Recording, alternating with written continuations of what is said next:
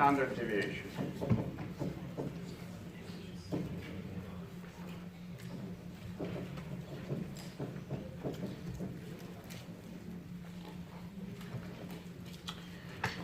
Okay, so let x be a random variable, so a function on the sample space with the associated probability distribution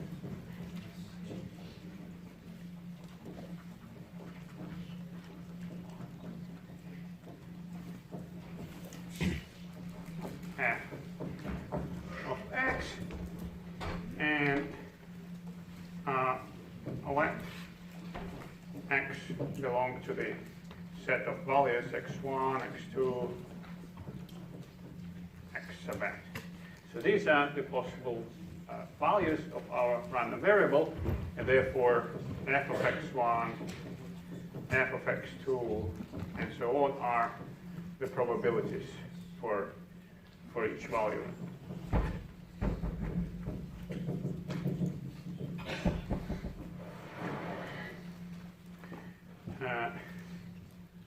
So the expected value, denoted as e of x, which was defined on the last lecture, is defined from the following formula. So it's a weighted sum over all possible values. Weighted means that we multiply each possible value x sub I by its probability, f of x sub I. So it can be written as this sum. And we discussed the meaning of this number. Basically, if you keep repeating your experiment and keep measuring the value of capital X, then the arithmetic averages of those values in all of the experiments will be approaching this value. So approaching means basically in your random experiments, the values will be falling close to the expected value. But you can ask also how close they are. So variance is another quantity which we can calculate, which tells you, again, roughly in what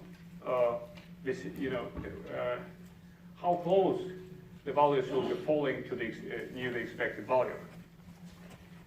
Okay, so to define standard deviation, so to define variance and standard deviation,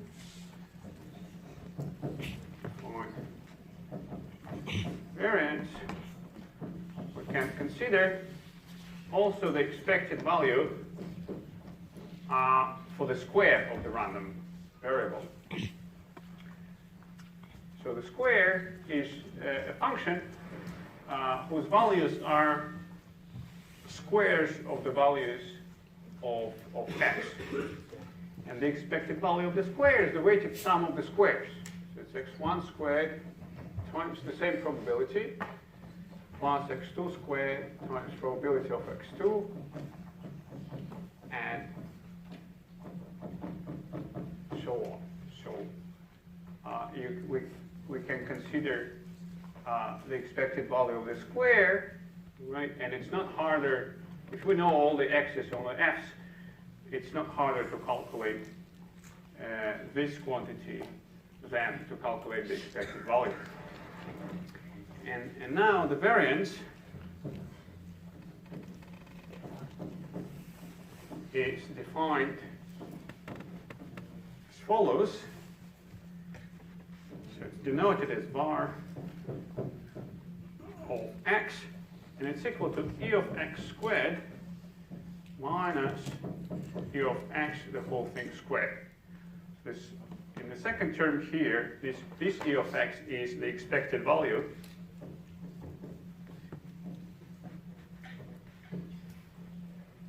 So the second term is just the minus the square of that. While the first term in this formula is that weighted sum of the squares of the values of x. So that's the variance and expected, and the Standard deviation is then defined to be the square root of that. So standard deviation is defined as, so it's denoted as sigma of x notation, and is defined as the square root of variance of x. It turns out that the variance is always non-negative. Right? So you can prove that this is always greater than 0, so there's no problem with taking square roots of negative numbers. This is always well defined. And the meaning of this new quantity is that most outcomes of the repeated experiments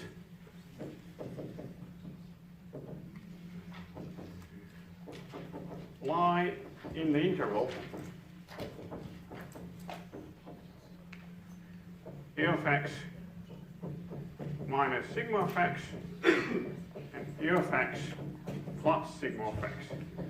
So that's an interval centered at the expected value, and the width of this interval is 2 sigma. So it's E minus sigma, E plus sigma. I can also offer you a picture illustrating that. So even though we have discrete values of x, we can still plot it as a discrete function. So suppose I ordered the possible values of x in the increasing order. So x1 is the smallest, x2 is larger, x3 is even larger. And I can put them on the x diagram in my plot. They're not necessarily equally spaced. And so here are a few values. And then I can plot the probabilities on the y-axis.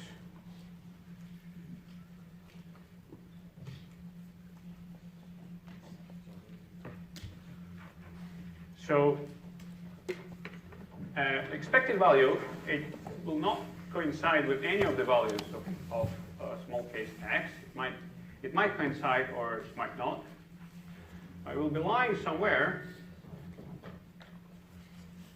and most of these outcomes will be in the interval. So this is E of x, and this is E of x minus sigma, E of x plus sigma. So we get a strip here in which, most of these dots, I drew very few, but most of the dots are supposed to lie in that strip. Okay, so that's sort of a pictorial meaning of the E of x and sigma. So let me work out an example in which I'll calculate both expected value and variance.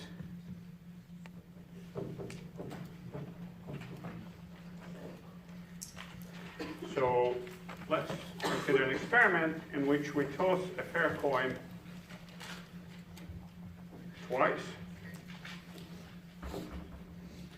and we will use therefore a probable model, and let x of s, the random variable, be given as a number of heads minus a number of tails.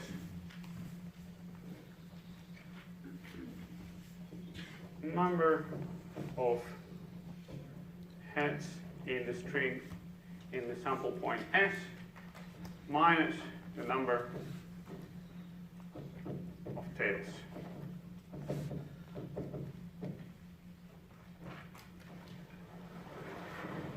It's a very small sample space. We have only 4 points. So it's tails, tails, tails, heads, heads, tails, and heads, heads. So we can just calculate the values at all these points. So here we have 2 tails and no heads. So the value will be -2. x of th will be 1 minus 1, which is 0. Similarly, x of ht is 1 minus 1, so that's 0 as well. And for heads, it will be 2 minus 0, 2 heads minus 0 tails, so that's is equal to plus 2. So we have only 3 possible values. So x belongs to, this set of values is minus 2, 0, and 2. This is what I was denoting as x1, x2, x3, x4, and so on in the general case. So here just 3 values, so you can think of them as x1, x2, x3. And what about the probabilities? So f of minus 2, that's the same as the probability in our model for tossing a fair coin twice. For the only event that gives the value minus 2 contains 1 point, tails, tails. So that's probability is 1/4. For the value 0, we have 2 points, th and ht, which each gives the value 0, and each comes with the probability of 1/4 in the equiprobable model. So the probability for that value is 2 times 1/4, which is 1/2. And for the value plus 2, there is only 1 point in the sample space, HH, and its probability is 1/4. And you see that all the probabilities add up to 1, 1/4 plus 1/2 plus 1/4. So we're now ready to calculate the expected value. So we take the first value, minus 2, times its probability 1/4, plus the second value 0, times its probability 1/2, plus the third value plus 2 times 1/4.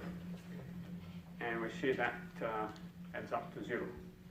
So the expected value here is 0, right? So it's quite a symmetric distribution around 0. So we have minus 2, 0, plus 2, and minus 2 and plus 2 come with the same probability. So it's intuitively clear that most of the values, most of the outcomes will be 0. And to calculate the variance in the expected value, we will also need e of x squared. So that's calculated just by squaring each value. So it's minus 2 squared times the same probability 1/4 plus 0 squared times 1/2 plus 2 squared times 1/4. Now the first term is plus 1, the second term is 0, and the third term is plus 1. So this quantity, the expected value for the square, is equal to 2.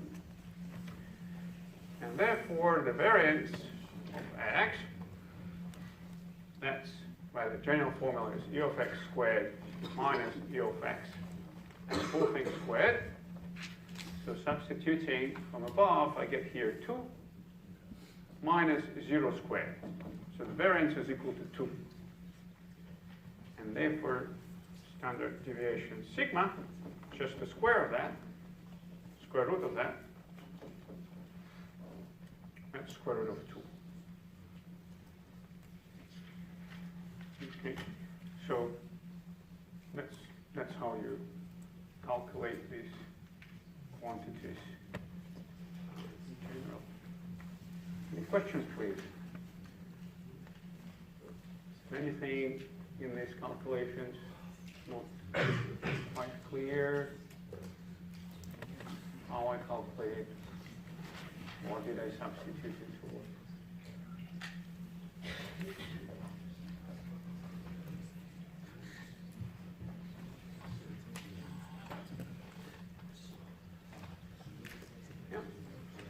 Okay, so in this week's tutorial there are more problems like that, so we can discuss more calculating variance and expected value. But that finishes the probability block. there's one additional section in the type note in which there's some examples of how all of this probability theory machinery, including expected values, normal distribution, all these things, how they can be applied to the analysis of efficiency of algorithms. And the material in that section will not be on the final exam, so it never is, but usually I give one lecture just kind of summarizing all of the probability and working through those examples to give you some idea of how that happens, you know, in practical applications to algorithms. But given that this year we have the uncertainty related to strikes, I'm not going to go over the examples in that section. I'll give priority to stuff which will be on the final exam. But if you're interested, you can just read through that section, and then if you have any questions, I'm happy to talk during the tutorials or in my office. Okay. So, if there are no questions on this, then I'm going to switch gears again and start talking about graphs.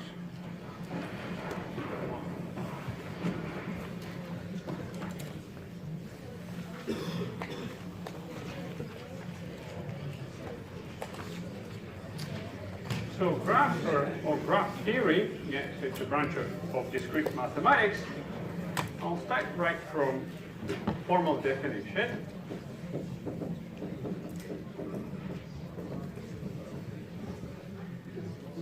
A graph consists of a set of elements called vertices and a list of unordered pairs of these elements called edges.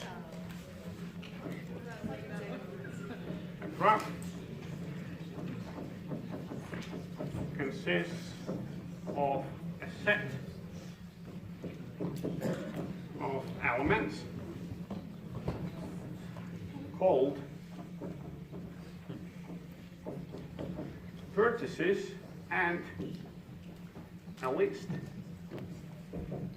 and a list of unordered pairs of these elements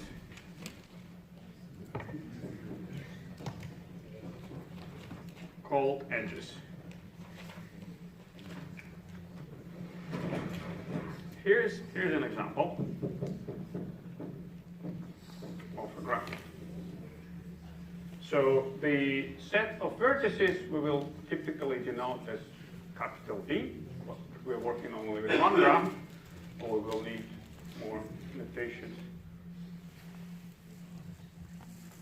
If we will use it, we'll be using more than one graph, but for now it's just capital V.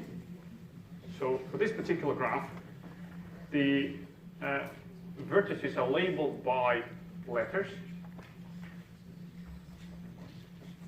So V is a set of 4 elements, A, B, C, D, right? These are all, we call them vertices. And the second ingredient is a list of edges, and I'll denote it as E. So it's not a set, because some pairs can appear in it more than once. So there are multiple edges are allowed. So record it a little bit differently. I'll say E, and then a column followed by a list. And here are list pairs: AB, BC, AC, AD, and CG. So it's a list containing pairs of vertices, right, of elements from my set of vertices, and they are considered to be unordered. So if I can swap the order of the two vertices in any of the pairs, and it's supposed to represent the same edge.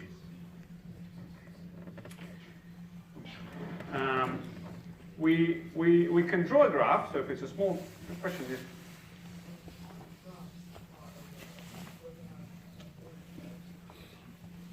Directed graphs will be ordered pairs when we will have arrows on each edge. But this is so far an undirected graph.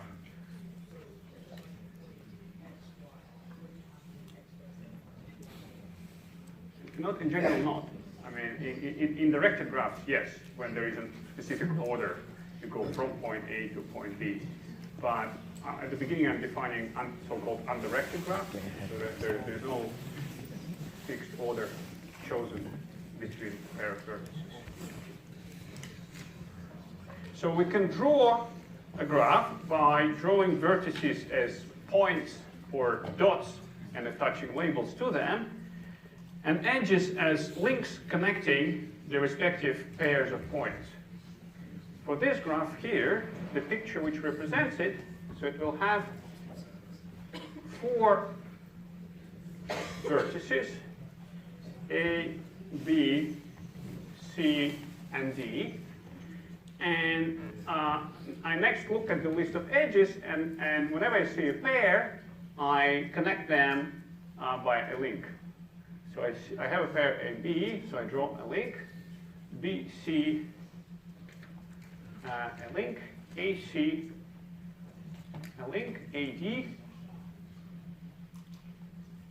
and CD. So just a warning, sometimes when I draw it, I have crossings. So there is no vertex at the crossing unless I put a dot there and put a label. Okay? So crossing is just a crossing. It's just an artifact of drawing. I can draw it differently. If I arranged A, B, C, and D differently on the whiteboard, then I could avoid this crossing. But sometimes, for some graphs, crossings are unavoidable, but it's just an artifact of representing them by a picture. So it doesn't carry any additional information. So here, I could go back. I could have started with this picture, and then I could have read off the set V and the set of edges. And here, when I just look at the links, since there's no arrow, right, there is no preference to listing the corresponding link in one order than in the other. So here, B and C are linked, but there's no a priori preference in writing it a BC or CB pair. Okay, so that's the feature of the undirected graphs, right? So that's coming back to your question, that there is no, here the order doesn't matter. And note that the definition above allows for multiple edges which would connect the same pairs of vertices, and also loops which connect the same vertex with itself, which connect a vertex with itself. So the definition allows for multiple edges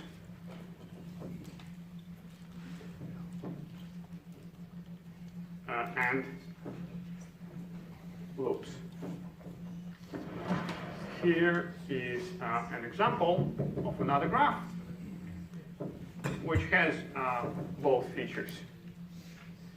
So we can specify it by the set V, the set of vertices A, B, C, and the list of edges, which goes like this: AC, AC. So see, it's not a set, the same pair appears twice. That's why I wanted a list there. AB, BC, and BB.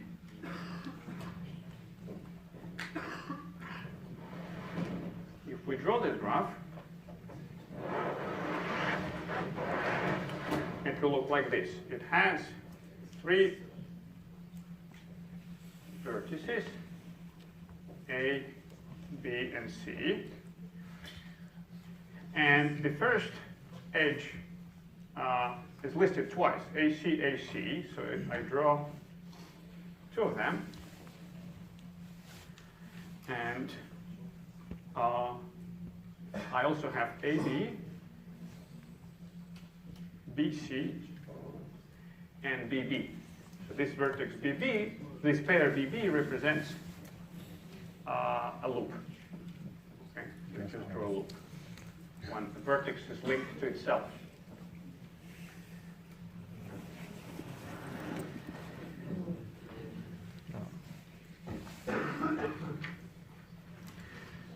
So I need to develop more notation, so please be patient today. So we'll be preparing definitions and notations about graphs, but then it will all pay off when we will be formulating results and algorithms. If we need to distinguish multiple edges, so if we need somehow to distinguish that edge from the other one, linking the same pair, then we can equip them with separate labels. If we need to distinguish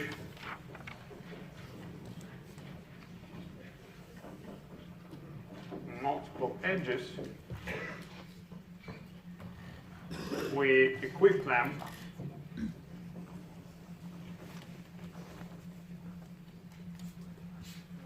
with separate labels.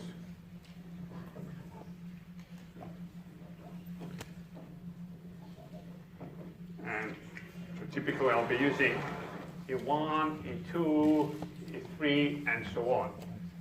E for edge. And we say that an edge with the label E sub I is associated with a pair of vertices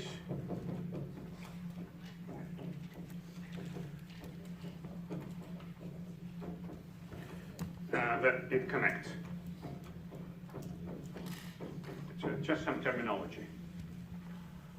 For example, in the previous graph, I can introduce these additional labels just on the picture. Say I can call the first one as E1, that one as E2, and then say E3, E4, and E5 for the loop. So somebody has a really deep voice talking, and that distracts me a bit. So if you can keep your voices down, I'd really appreciate it. Thank you. So on that picture, I introduced the labels, additional labels for the edges, just on the picture. And now we can say that E3 is associated with the pair BC.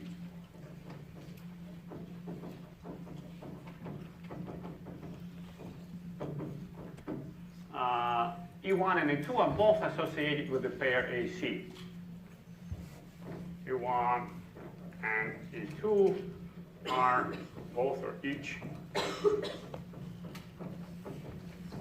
associated with the pair AC. And E5 is associated with the pair BB.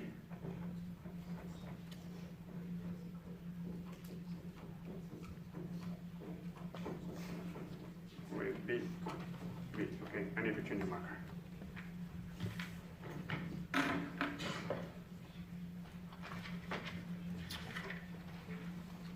Right. A graph is called simple if it has no loops and no multiple edges. Another definition. Graph is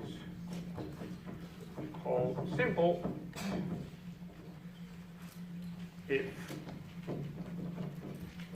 it has no loops and no multiple edges.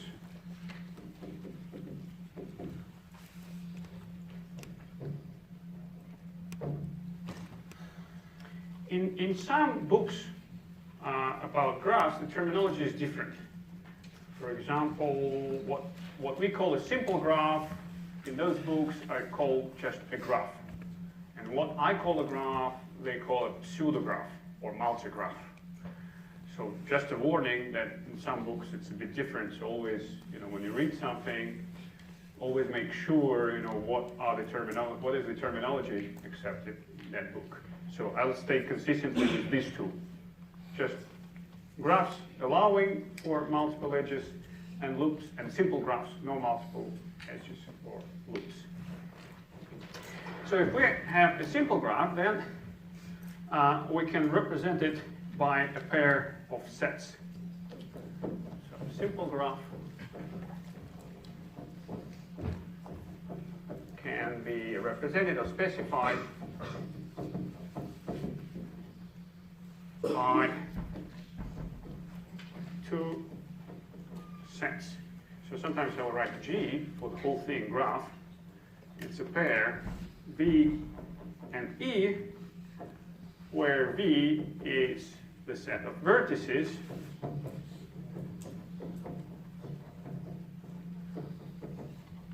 and E is a set of two-element subsets of V. And E is a set containing two-element subsets of E.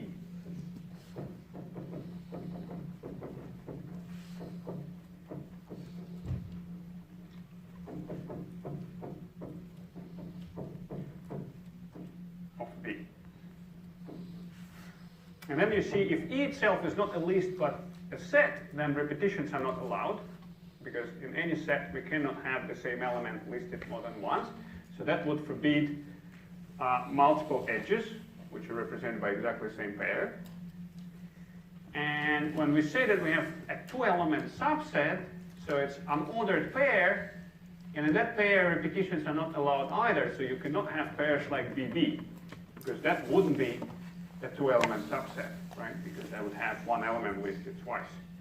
So this is a more formal way to specify a simple graph which has no loops or multiple edges. Here is an example where this representation is used. So we specify a list of vertices A, B, C, and D, a set of vertices and a set of edges, which now I put into the curly brackets, and I list each edge as also as a pair of vertices in curly brackets, because it's now a subset. AD, BD, and CD. Okay. And of course you can draw a picture for this graph, A, B, C, and D. And if I go through pairs which appear, so it's AB, AD, BD, and CD. So it looks like that.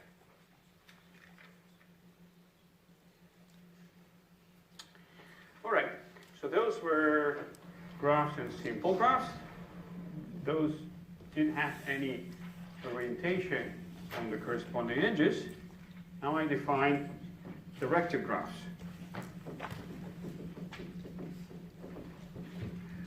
A directed graph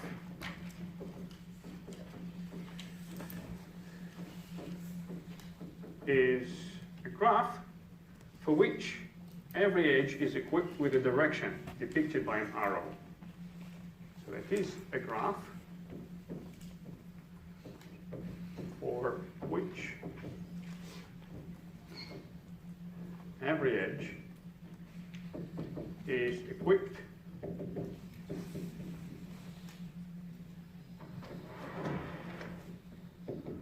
with a direction depicted by an arrow, and we specify the edges of the directed graph as a list of ordered pairs of vertices. We specify the edges in a directed graph as a list of ordered pairs of vertices, so that if I have an ordered pair AB, that is depicted by an edge AB with an arrow going from the first element in the pair to the second element in the pair. And conversely, if I have them in another order, BA, then the same pair of vertices A and B is linked, but the arrow now points in the opposite direction from B to A, so from the first to the second. So that's the convention we'll be using. And, here's an example. We can just specify it by drawing. So in this graph we have 4 vertices A, B, C, and D. And I have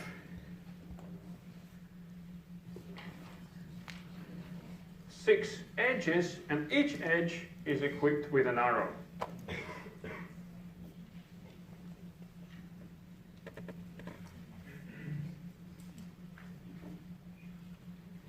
Okay, so this is a particular, this is an example of a directed graph. And a classic example is, of course, internet or World Wide Web, where each page is represented by a vertex, and a link with an arrow corresponds to a link from a given page, from the first page to the second one.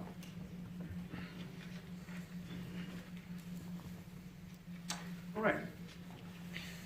Next thing I want to discuss is the notion of an isomorphism between graphs. So sometimes graphs may appear to be different. So the labels for the vertices will be different, and the picture may look different, but they can be shown to be actually the same, representing the same graph, if you relabel the vertices.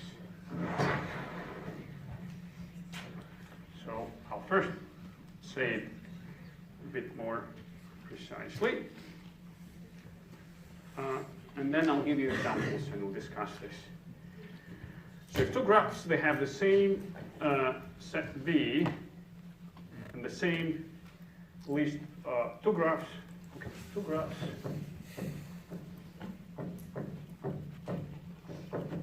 that have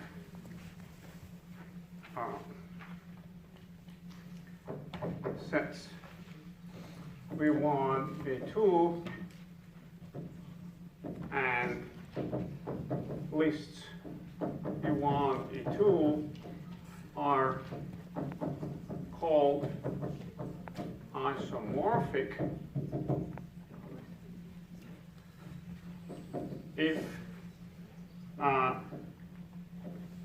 the lists V1 and V2, so if the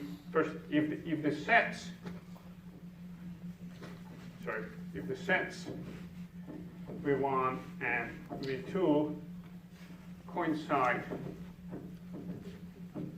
after relabeling the vertices,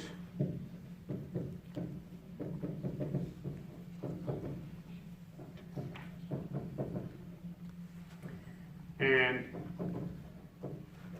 the lists V1, V2 coincide after the same relabeling,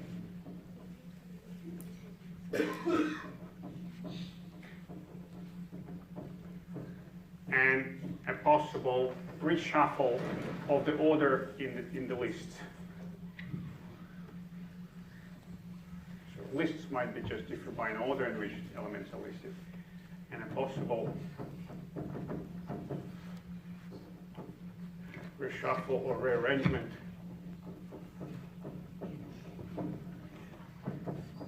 of the edges in the lists.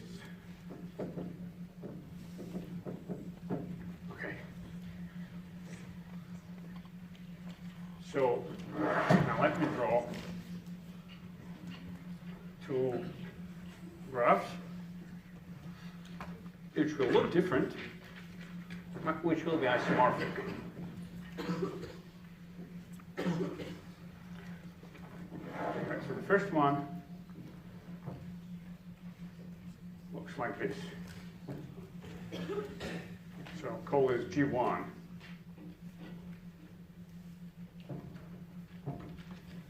And has 6 vertices labeled as U, V, W, X, Y, and Z.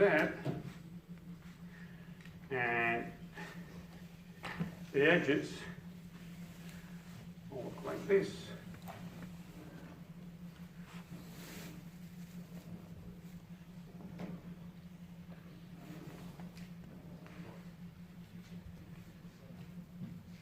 Okay, so basically the idea, the way I've drawn them is that I draw them in 2 rows.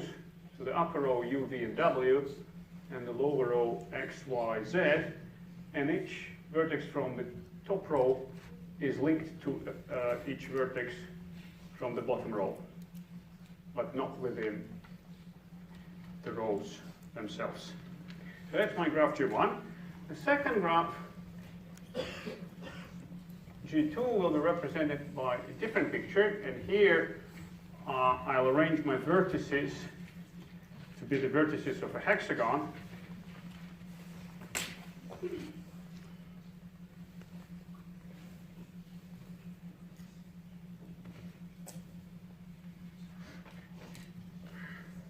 And the labels are R, L, P, M, Q, N. And there are more vertices.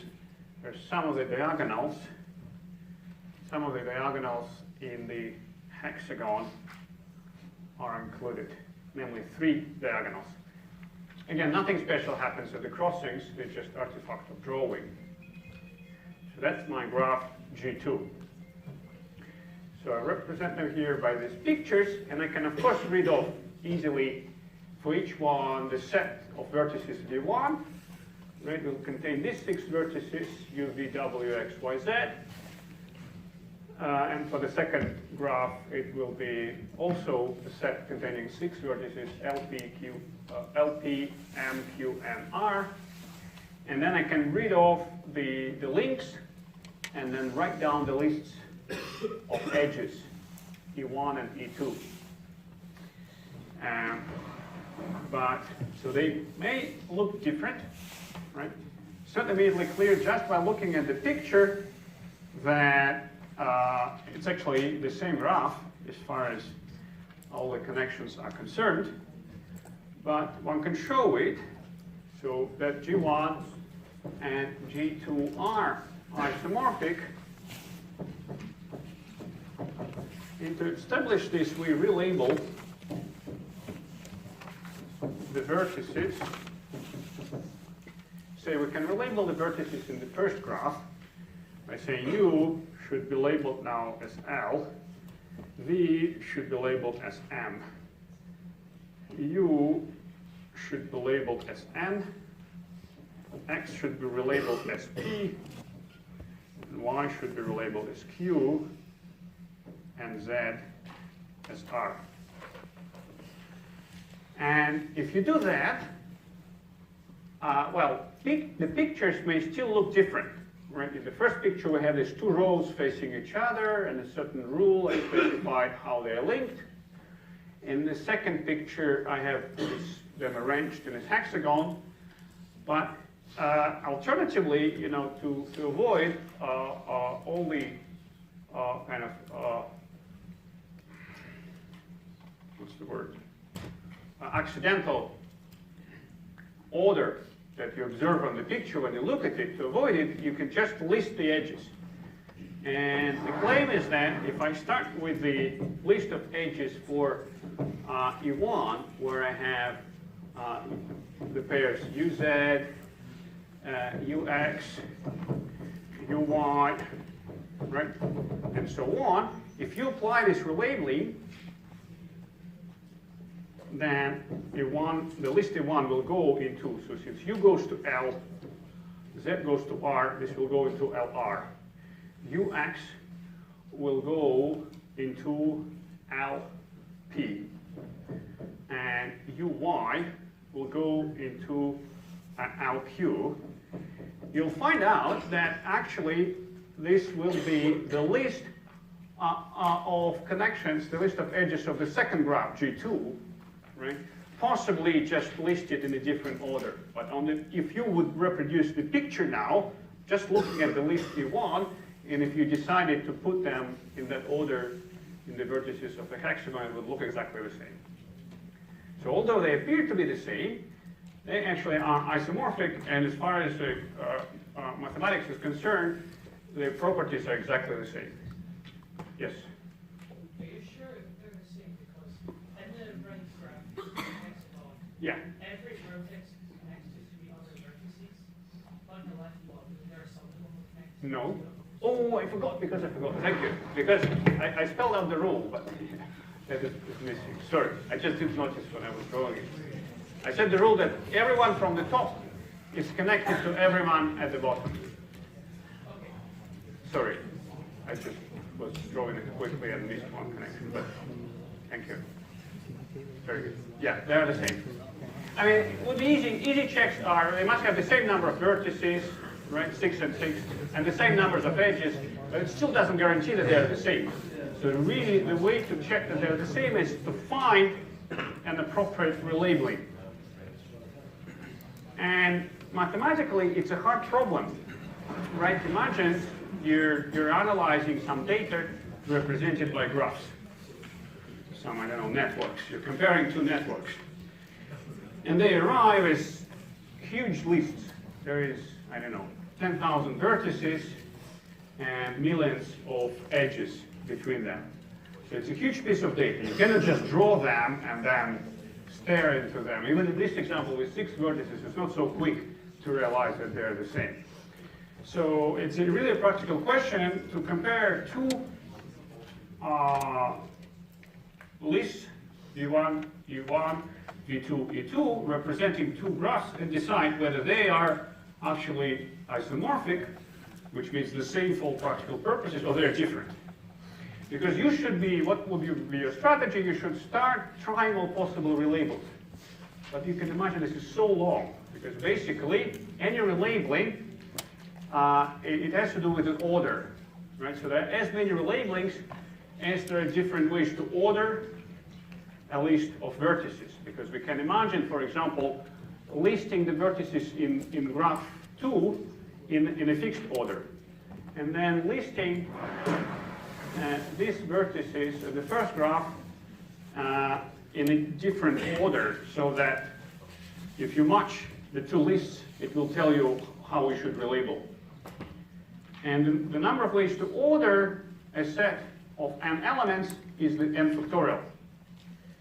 And so here, the number of all possible relabelings is 6 factorial. That is not such a huge number, but factorial grows very, very fast. So we had already one example about the traveling salesman with itineraries, and that 50 factorial, it's about 10 to the 63rd power. Right? So it's an enormous number. So you can see there's a real practical question of comparing graphs using a computer. But interestingly, some developments happen even in our times. In 2015, one Hungarian mathematician came up with a really quick algorithm for comparing graphs. Right, so there was a big breakthrough. So I'll write the name of this Hungarian chap, Laszlo Babai. So 2015, he created a fast algorithm for comparing graphs.